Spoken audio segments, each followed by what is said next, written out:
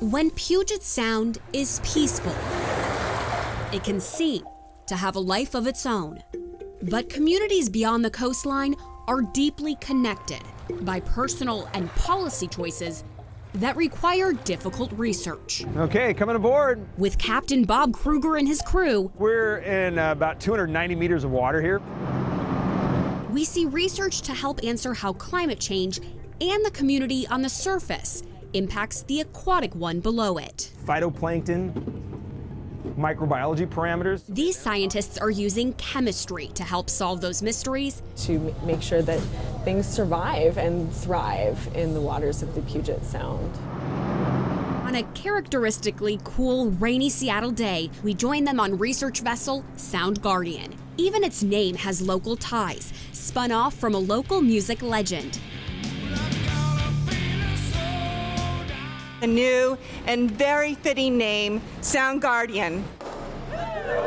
SoundGuardian helped dedicate the boat at a launch celebrating the tools it offers. We're not just bringing samples back to the lab, we're actually doing a lot of the analysis out in the field, which is something that's, since I started, a million years ago, it's totally changed. Seattle traffic, SoundGuardian. Every 2 weeks, oceanographers sail to stations across the Sound and Central Basin Going down. to drop instruments at a list of locations, including near wastewater treatment plant outfalls. We're gonna collect physical samples from depths throughout the entire water column.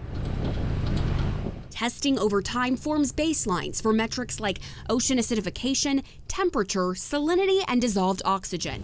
Oh, we got a lot of plankton in this one. They also collect phytoplankton. This is a phytoplankton sample. They're fuel for shrimp, snails, and jellyfish, a key component of the marine food web and an indicator of water quality.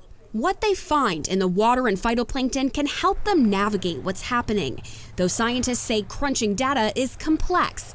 While it's hard to pinpoint one factor mostly responsible for changes, which can be cyclical, oceanographer Taylor Martin says changes are there, including a slight upward trend in heat. We're seeing an increase in temperature in addition to, whatever other global temperature trends we're seeing both in the air and in the water. We are seeing that here in the Puget Sound too. The SoundGuardian's tools give specifics about what they're seeing. It's a super accurate temperature sensor. It's accurate to like 1/10,000th of a degree. But data is just data, unless it's used to navigate future policy choices, according to King County Department of Natural Resources and Parks Director Christy True. It really becomes a core baseline to inform all of our decisions, especially where do we want to invest our dollars? What's going to make the biggest difference? Is it more wastewater treatment?